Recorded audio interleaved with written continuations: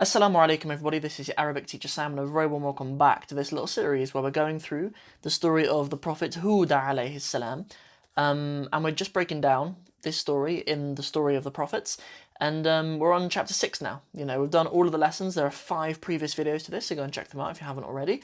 Well, we've done chapter 1, 2, 3, 4 all the way up to 5, and now, as I say, we're on lesson 6. Before we get into the real nitty-gritty of it, I'll just do a little announcement very quickly. I am taking some private students for Saturdays and Sundays, so if you do want private lessons with me, then you can book them. You need to go over to my website. I'll leave a link in the description for you. Okay, so that's all. So let's get into the real nitty-gritty of it for you then, inshallah. So let's start off with this title. So we have Da'watu Hudin. Da'watu. So any of you who live anywhere, even outside of the Arabic world, will have probably heard this word da'wah before.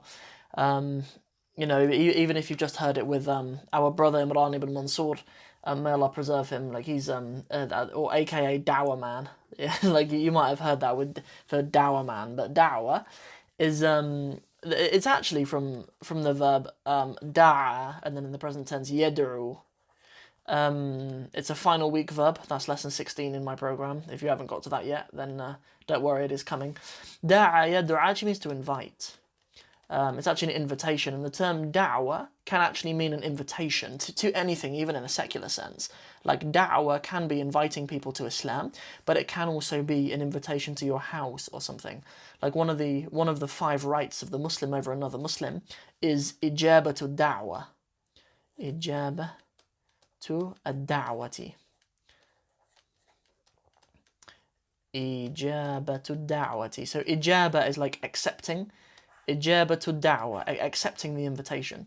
It's a right of a Muslim over another Muslim that if you invite them to your house, or you invite them to an event, or you invite them to something, that you accept the invitation. So I'm going to leave this up here, ijabatu da'wati, and I'm going to tell you that this little structure that we have up here is what we call an idafa. We've talked about idafas before, and this is just a classic idafa. We have da'watu. So we have something definite. We know it's definite because it just has one dhamma on the end. So this actually means the da'wah, the invitation. Hudin, and because it's Hudin, it creates the meaning of Hud, like the invitation of Hud. Just like over here, ijabatu is definite, it has one dhamma, but it just doesn't have alif and lam at the beginning, which is a that's a quality of the mudaf in an idafa construction. So the accepting of the invitation of Hud. So these 2 structures here are both idafas. I just left this one up here so you can have another one to look at. Cool. And then also we see here that Hud is one of these names that is an Arabic name, because most names, believe it or not, in Arabic cannot do this. They cannot take kasras at the end. Most names that we know of the prophets, they are a category of words in Arabic which we call mamnu' min as-sarf, which means that they cannot take kasra, and they cannot take tanween either. So if this was the invitation of Ibrahim, for example, Ibrahim is not an Arabic name, nor is Yusuf or Yunus. I'm going to use the name Yusuf for this one. I was having an argument with my wife the other day. My wife's a native Arabic speaker, by the way. She grew up in Saudi Arabia, and she was saying to me, Yusuf's an Arabic name, and I was saying to her, No, I understand that it's not actually an Arabic name. And I was saying to her, it's a foreign name. It's one of these names that's mamnu' min as-sarf. If we said the invitation of Yusuf, we'd say da'watu Yusufa. Da'watu Yusufa. Because these foreign names don't behave the same way as Arabic names do. If we have another Arabic name like Muhammad, we'd say da'watu Muhammadin. But with these non-Arabic names, Yusuf originally is not an Arabic name. Ibrahim and Musa and Isa and Maryam, these are not originally Arabic names. So these don't behave like that. They have a fatha on the end. Why? I don't know. It's sometimes in Arabic, they're just things that are just the way it is. It doesn't always have it doesn't always have more of an explanation than that. It's just you've got to learn it. Do you know what I mean? You're not going to learn the exact details of why things exactly are the way they are, and what I don't know how historically one day it became like that because once upon a time Arabs didn't think that non-Arab names deserved a kasra, or so. There's no nonsense like that. It just is the way it is. I remember once when I was doing a workshop at a school in London, I was doing like a taster workshop on the Arabic language, and one of the students was like, why do they write from right to left in Arabic instead of left to right like we do in English? And I was like, because they do. Like, I don't know, they expected me to have some, I don't know, to have some amazing explanation, like most Arabs are left-handed or something, so it makes it easier to write, from right to left instead of left to right, or like, I don't know, I really don't know what they expected, but I don't know, or like the right-hand side is more sacred than the left-hand side, and that's why it writes from the right to left. I mean, that's a coincidence, but anyways, okay, so anyways, I've talked quite a lot just about the title, and we need to get things moving, inshallah, because I'd like to keep this under sort of 25 minutes, just like the other ones have been. So let's have a walk through it. وقام هود في قومه يدعو ويقول. So وقام, and he stood, and he sort of stood up. So Hudun is the one who did the standing up. Where? في قومه, among his qawm. I mean, I might have said before that your qawm is kind of your people, and it does actually come from the same root as the verb qama. Like your qawm, your people, are a group of people who have been sort of established, like established group. And the verb qama can be to stand up, and derived meaning is sort of to be established. Hence where we have like the term iqamat as-salah, like the establishing of the salah. So in your qawm, so your qawm is your people, but it's through your father.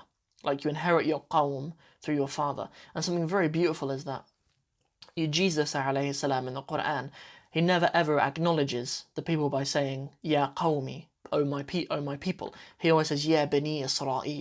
I haven't checked that myself. I've heard people say that before in the past though, and because Isa doesn't have a father, so that's just another example of how consistent and how well like constructed and planned the Quran is. Do you know what I mean? Like to suggest that a person wrote the Quran and had that precision throughout the whole Quran to make sure that Isa only ever said Ya bani Israel instead of saying Ya qawmi, because that's an implication of him not having a father. Like that's such a detail, isn't it? That So anyway, Isa ibn Maryam alayhi salam doesn't have a qawm because he didn't have a father. So Hud, was stood up among his people. Yad'u wa yaqulu. He stood up and he was saying. So this were here isn't really necessarily like saying and he said. It's like saying he stood up saying. Saying wa yaqulu is like this is what he was doing whilst he was yad'u. So he invited them by saying, Ya qawmi u'budullaha ma lakum min alihan ghayruh. So he says, Ya qawmi, oh my people. This here is is kind of a restriction of saying ya as in like oh, qawm as in your people, and then e on the end to mean my. This is like all of these kind of squished together to just say ya qawmi. That's kind of how it's kind of put together in the Quran. So it is saying my people. So it's saying, oh my people, i'budullaha. So worship who? Allah. Ma lakum min alihan. There is not to you any ilah. You don't have any, nothing worthy of worship. There's no ma'bud. There's no worshipable. Ghayruh, except Allah. Yeah. Yeah, there is no worshipable thing except him. Ghayruh is like to say other than. Ghayr is like saying other than, and then this hu is a pronoun just referring back to the Allah. Cool. وقال هود, and Hud said, يا قوم كيف تعبدون الحجارة ولا تعبدون الذي خلقكم. So he said, يا قومي, O my people, كيف تعبدون. كيف is just how you say how. How do you worship الحجارة? How do you worship stone? ولا تعبدون, and you do not worship الذي خلقكم. So الذي is the grammar around using الذي gets quite complicated actually, but it's essentially, we call them relative pronouns, and what they mean are like which or like the one who. Yeah, and you do not worship the one who خلقكم. خلق, he created, kum, you. You do not worship the one who created you. You know, this is, I always kind of was a little bit confused about why we call that a pronoun. Because this thing, saying the one who, or the one which, or something like that, it didn't really sound like pronouns I'd heard before, like saying you, or I, or him. But if we think about the job of a pronoun, you know, the job of a pronoun is to replace a noun. You know, so the noun that's being replaced here is just Allah. You know, like the writer could have said, كيف تعبدون الحجارة? How do you worship stone? ولا تعبدون الله. And you do not worship Allah. But instead, we use الذي to give an explanation about Allah. If we're not mentioning Allah, then it's a pronoun. You know, whatever we're replacing the noun with is a pronoun. So, and you do not worship the one who created you, which means Allah, right? So yeah, so الذي is a nice little pronoun. I mean, in my program we don't get to it until about book 3, I don't think, somewhere. But we do cover pronouns in the lesson I'm going to record in about 5 minutes. Well, about 5 minutes after I finish doing this. Cool. Okay, so let's move on. Inshallah, we'll keep the ball rolling. يا قوم هذه الحجارة التي really nice نحتموها نحتموها أمس كيف تعبدونها اليوم. That's really nice. So يا قومي, we've seen that before. Oh my people. هذه الحجارة. This stone. التي. So التي is just the feminine of الذي. الذي is like the one which. التي is the one which as well. But this one's feminine because it's describing the hijara, which is a feminine word. And this one's masculine because it's describing Allah. So this stone which نحتموها أمسي. أمسي means yesterday. Usually these expressions of time, like اليوم meaning today, اليوم means today, أمسي means yesterday, غدا means tomorrow. Although in dialects of Arabic, I'll put this in red because it's a dialect, they usually say بكرة. Bukra, and Libyan brothers and sisters, they usually say غدوة, which is sort of closer to غدا. But yeah, I've seen that in Libya. Put a lib up there. But Bukra everywhere else, to the best of my knowledge. Bukra. Nice. Okay, so but what is this نحتموها? So when my students first looked at this, they often kind of think that it's maybe like a form 5 verb, like it's the verb like tahattama, and that's why we have a shadda in there. Or sometimes students think it's a mistake and it should be nuhattimu. But it's actually not. It's the verb nahata is a verb in and of itself, and it is past tense, nahata, and it means to sculpt,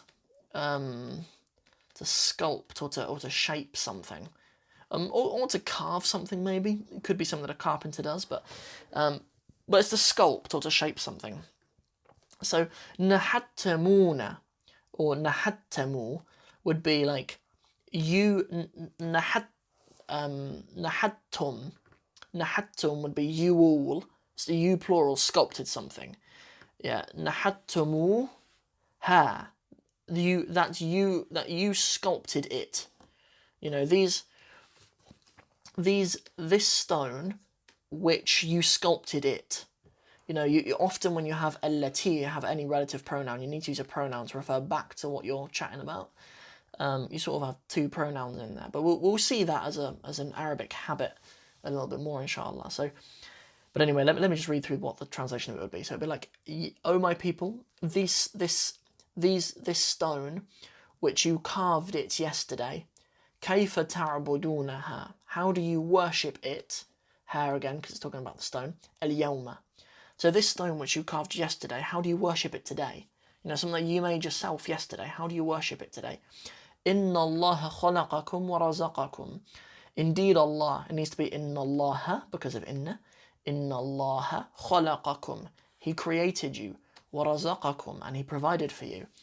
وبارك لكم في الأموال والأولاد. وبارك لكم. This verb بارك له something means to bless, and He blessed you in al-amwal, in your wealths. You know, amwal is the plural of the word mal, which just means money. But amwal is like your wealth. It's like your different kinds of wealth. والأولاد and children and offspring. والحرث والنسل. We've addressed that before. We've talked about والحرث والنسل. That the two words mean things independently. Like al-harth means like your tilth, or like your crops or something like that. And nesl is like your lineage or something, or your heritage. But all of this together is like your civilization. Like it's an expression meaning kind of your civilization. والحرث والنسل. So, and Allah blessed you in your wealth, in your children, and in your civilization. وَجَعَلَكُمْ خُلَفَاءَ مِنْ بَعْدِ قَوْمِ نُوحٍ وَرَزَقَكُمْ قُوَّةً فِي الْجِسْمِ. Okay, so وَجَعَلَكُمْ. Oh no, there's a little problem with my little pen tablet thing. Let me sort it out for you. It's only going to take a minute. I'll keep talking to you though, just whilst I get that set up. So that first verb, جَعَلَكُمْ, which we can see over here, my little thingy should be working now. There we go. Sorry about that, guys. وَجَعَلَكُمْ. This verb جَعَلَ, it means to make, but it means to make something else. You know, what Allah is making is kum, جَعَلَكُمْ, into the khulafa. So Allah made you, is what kum means. Khulafa. He made you khulafa. The khulafa are the successors. We tend to know the word khalifa as being like the leader of the Muslims, but that isn't actually like its linguistic meaning. Like it actually, from a linguistic perspective, it means the successors. So he made you the successors, min ba'di, from after, qawmi Nuh, the people of Nuh. You know, he made you the successors from after the people of Nuh. وَرَزَقَكُمْ, and he provided you, quwwatan, as in a strength way. He provided for you in a strength way, as in he provided you with strength. In what? Fil jism, in the body. You know, strength of the body. I'm just going to drink some tea. Cool. So, yeah, he provided you with strength in the body. Like, often people think that your rizq, what Allah razaqakum, it means money. But it doesn't just mean money. Like, your rizq can be your strength. It can be your wife or your husband. It can be your children, your house, the water that you drink, the tea that I just took a big glug of. You know, anything like that. That's all your rizq. Okay, so good. Okay. كان من حق هذه النعم. So كان, it was or it is, من حق, from the right, هذه النعم. So it's like from the right of these ni'am. Ni'am is the plural of ni'mah. Ni'matun. A ni'mah is like a blessing, and then the plural is ni'am. There are a number of words that have ta madbuta on the end, which we often assume the plural. We often assume wrongly, so I put it in red. We often assume the plural would be ni'mat or something. But it's not, it's ni'am. There are some words like that. And so the pattern, generally, which is like ni'ma, ni'matun, or like the word ghurfatun. You know, there are some words like that. Ghurfatun, ni'matun. That the rule of ghurfa is ghuraf. Ghurafun. It means the rooms. Although, this is just a little secret for you. It's not really what most Arabic courses will teach you, but there is actually a plural of ghurfat. That plural does actually exist, but it means like chambers in paradise. Ghurfat. Yeah, ghuraf means like rooms in this world. If you have a house with, khamsu ghurafin, then that's like 5 rooms in a house. But if you're talking about ghurfat, then those are rooms in paradise. But I don't think that ni'mat is a word, or I've certainly never heard the word ni'mat. I don't think it has any other meaning. So yeah, so there are some words that have ta madbuta on the end that kind of look like this, and their plural is ni'am or ghuraf. Okay, very nice. So it's from the rights of these blessings, and ta'budullah, that you worship Allah. I accidentally then said ta'buduna, but there's a reason why that's false, and it's because we say n. Like N is one of these words. It's lesson 12 in my curriculum, by the way. It's the most recent lesson we've done. N is something that makes the next word, the next verb, what we call mansoob, or some people refer to it as a case or fatha case or whatever. And ta'buduna, or with the pronoun antum, it's one of the af'al khamsa. It's one of the 5 verbs that you do this little rule called hadf an-noon, where you cut the noon off the end. But all the details about that, if you're on the program, are in the workbook. Okay, yeah, but that's what's going on here. So there's a grammatical reason why it's not ta'buduna, why it's just ta'budu. Those of you who aren't on the program, if you want to understand why, you can get involved in the program, inshallah. So it is from the rights of these blessings that you worship Allah. وَلَا تَعْبُدُوا, and that you do not worship غَيْرَهُ, that you do not worship other than Him. This whole next bit, the Arabic is it's a little bit funky. Like, even when you understand the words, it seems a little bit abstract why the author is speaking like this, but there is a reason, and when we get to the end of it, it'll kind of make a bit more sense. So, basically, we have إن هذا الكلب, indeed this dog, الذي ترمون إليه بعظم. So, الذي, we've seen this before, which, indeed this dog, which ترمون, the verb rama, yarmu, it means to throw. If you usually tarmu bi something, rama bi something means to throw something. So this dog, which you throw for it, which you throw ilayhi, which you throw to it by a bone. An azam is a bone. Azam. Yeah. So this dog, that which you throw for it a bone, لا يفارق بيتكم. This often confuses people because you have this verb faraqa, which means to leave, or to become separated from something. But it looks very similar to the word farq. A farq means like a difference. You can say لا فرق بين something وبين something. There's no difference between this and between that. But farqa, yeah, means a difference. So, I mean, I was reading this with one of my students the other day, and we sort of stumbled over this. I must have been a little bit asleep or something, but because I wasn't looking at it properly. But so to leave is faraqa. Baytakum. We thought that it might be bainakum.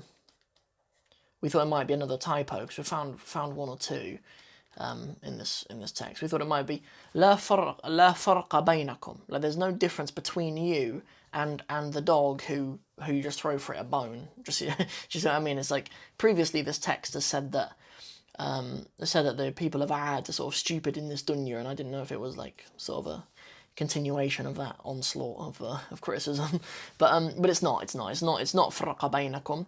It's yufariqu baytakum. So the dog which does not leave your house, baytakum. He does not leave your house. وَيَتْبَعُكُمْ كَظِلِّ. وَيَتْبَعُكُمْ, so this is from the verb tabi'a. In the past tense it's tabi'a, not taba'a, tabi'a. And it's actually from where the word tabi'un come from. Have you ever heard of the tabi'un? The tabi'un are the nations that came after the companions. May Allah be pleased with them. Yeah, tabi'una. The followers, the people who follow on. So so it's saying وَيَتْبَعُكُمْ, and it follows you كَظِلْ. A dhil is a shadow. It follows you like a shadow. So this isn't the end of this chapter, by the way. We're going to learn more about this dog and what, but all we've learned so far is indeed this dog, which you throw to it a bone, does not leave your house, and it follows you like a shadow. So what do we learn next? أَفَرَأَيْتُمْ كَلْبًا يَتْرُكُ. أَفَرَأَيْتُمْ. So, is a way of asking questions. It's a little bit like hell, nowhere near as common, but it's usually like when you use it, you usually sort of are implying the answer. If you say like, أَرَأَيْتَ, it's like, have you not seen? If I say hel ra'ayta, it's like saying, did you see something? You're just asking yes or no with hel. But ara'ayta, it's like saying like sort of didn't you? Like I kind of know what the answer is. So and then this fa is just like a... I mean, I don't really know what his job is there. I mean, it would have made sense if the author had just said ara'aytum, like have you seen? But fa is like saying then. It's like saying have you then? In that case, have you seen kalban, a dog? Yatruku sayyidahu. So, do you know what? Like, I don't know if this is right. I don't know if it's actually yatriku. Taraka yatriku is what I thought it was, because I actually looked it up recently for my vocab list in my program, because I thought it was yatruku, but I looked up in a dictionary that said yatriku. But either way, it's the verb taraka, yatriku, or yatruku is what it says here, and it just means to leave. So, then have you seen a dog which leaves sayyidahu, its master? Have you seen a dog which leaves its master? وَيَذْهَبُ إِلَى غَيْرِهِ, and goes to other than him. Yeah, have you seen a dog which leaves his master and goes to other than him? أو, this is saying or. رَأَيْتُمْ, have you seen? حَيَوَانًا, an animal. يَعْبُدُ حَجَرًا, that worships a stone. Have you seen an animal that worships a stone? أو رأيتم, have you seen حيوانا, an animal? يسجد للصنم. So صنم is the singular of asnam. We tend to see the term asnam a lot more than we see صنم. But صنم is the singular, just means an idol. Or have you seen an animal prostrating to an idol? You know, so what's implied here is that Allah is the master, right? But the author is saying, have you even seen a dog leave its master and go to another one? Have you even seen animals worshipping stones and idols? It's like saying it's worse than what animals do. Do you know what I mean? To worship statues, even though Allah is our master, it's worse than what animals do. Like, not even animals do that. So then this is the point that the author makes in the last line. Okay, so هل الإنسان, you know, this is the term hel that I mentioned a second ago. It's asking yes or no questions. So our insan, our people, أذل is like sort of low, or lower, or sort of more humiliated. But lower is probably better here. Is mankind lower or worse من الحيوان than an animal? أم هو أجل من الحيوان. So Jalla is a term which we also use for Allah Azza wa Jalla when we say Allah Jalla wa Ala. If we're saying Allah Jalla, if we're saying Allah like the highest. So is mankind lower than animals, or is he higher than the animal? Yeah, that's what's being said. Like, Ajallu is the opposite of Adallu. Those are the opposites of each other. This little M here, I really like using it because it just shows that you know Arabic if you say M. I mean, you use M if you're giving someone one of two options. You know, it means or. It means the same thing as O, essentially. But you just use it slightly differently. If you're saying something, something, something, M something. You know, if it's just one or the other, you know, like if you say O, it could be a lot of options. You know, هل تريد شاي أو قهوة أو ماء أو فانتا أو أي مشروب, or something like that. Like, do you want tea or coffee or water or something like that?